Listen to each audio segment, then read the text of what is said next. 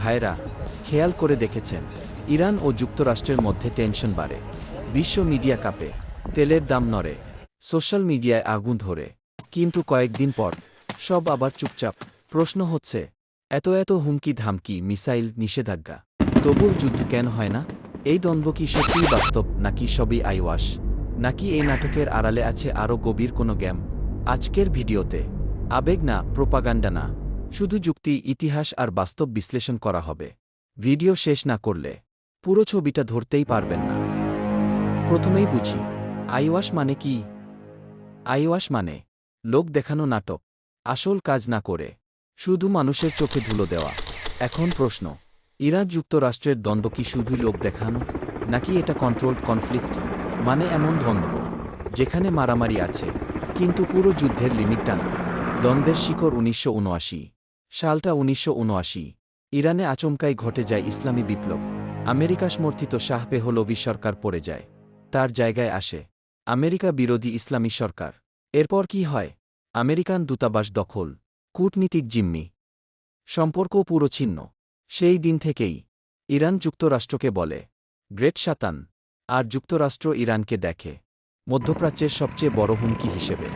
এই শত্রুতা ডিপ্লোম্যাটিক নয়, আইডিওলজিক্যাল। Nuclear issue. ইরান বলে, আমাদের নিউক্লিয়ার প্রোগ্রাম শান্তিপূর্ণ। যুক্তরাষ্ট্র বলে, ইরান পারমাণবিক বোমা বানাতে চায়। এখানেই শুরু হয় নিষেধাজ্ঞা, অর্থনৈতিক চাপ, তেল রপ্তানি ব্লক, ব্যাংকিং সিস্টেম বন্ধ। কিন্তু মজার ব্যাপার কি জানেন? যুক্তরাষ্ট্র কখনোই সরাসরি পূর্ণ হামলা চালায়নি। বাট কেন?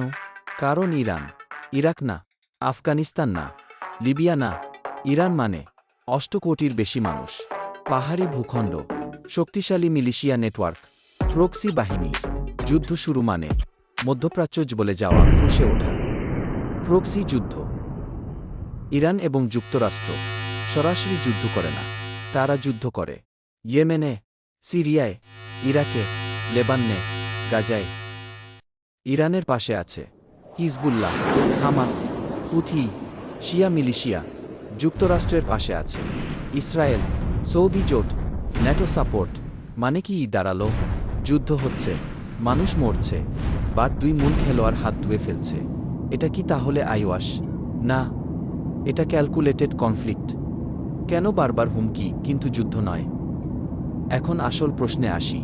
ইরান হুমকি দেয়, যুক্তরাষ্ট্র হুমকি দেয়, মিসাইল ছোড়া হয়, ঘাঁটিতে হামলা হয়, বাট শেষ মুহূর্তে থেমে যায়, বড় যুদ্ধ হয় না। কেন বারবার দুজনেই পিছু হটে? কারণ যুদ্ধ মানে তেলের দাম আকাশছোঁয়া, বিশ্ব অর্থনীতি ধাক্কা, চীন রাশিয়া ইনভলভ, ইসরায়েল সরাসরি টার্গেট, আমেরিকার ঘাঁটি ঝুঁকিতে। কেউই পুরো আগুন জ্বালাতে চায় না। এটা নাটক না, এটা স্ট্র্যাটেজিক ব্রিঙ্কম্যানশিপ। তাহলে কি সবই আইওয়াশ? সোজা উত্তর, না, সব আইওয়াশ না, আবার পুরো সত্যিকারের যুদ্ধ না। এটা হলো ম্যানেজ টেনশন, কন্ট্রোলড ভয়, পাওয়ার শো। ইরান দেখাতে চায় আমরা দুর্বল না, যুক্তরাষ্ট্র দেখাতে চায় আমরা বসে নেই। দুই পক্ষই জানে একটা লাইন পার হলেই সব শেষ। সামনে কি হতে পারে? 3টা সম্ভাবনা। ছোট ছোট হামলা চলবে, প্রক্সি যুদ্ধ বাড়বে, সরাসরি যুদ্ধ সর্বশেষ অপশন। যতদিন তেল, ইসরায়েল, পারমাণবিক অস্ত্র, সুপার পাওয়ার রাজনীতি থাকবে, এই দ্বন্দ্বও থাকবে। শক্তিশালী ক্লোজিং। তাহলে বন্ধুরা, ইরান যুক্তরাষ্ট্রের দ্বন্দ্ব আইওয়াশ, নাকি ভয়ঙ্কর গ্লোবাল দাবার খেলা? উত্তরটা হলো, এটা চোখ ধাঁধানো নাটক না, আবার ফুল যুদ্ধ না। এটা এমন এক আগুন, জাজ বলছে কিন্তু ইচ্ছা করে পুরোটা জ্বালানো হচ্ছে না। আপনার কি মনে হয়? কমেন্টে লিখুন। ভিডিও ভালো লাগলে লাইক দিন, চ্যানেল সাবস্ক্রাইব করুন, আর এমন গভীর বিশ্লেষণের জন্য ভীষণ নেক্সটেক এর সাথেই থাকুন।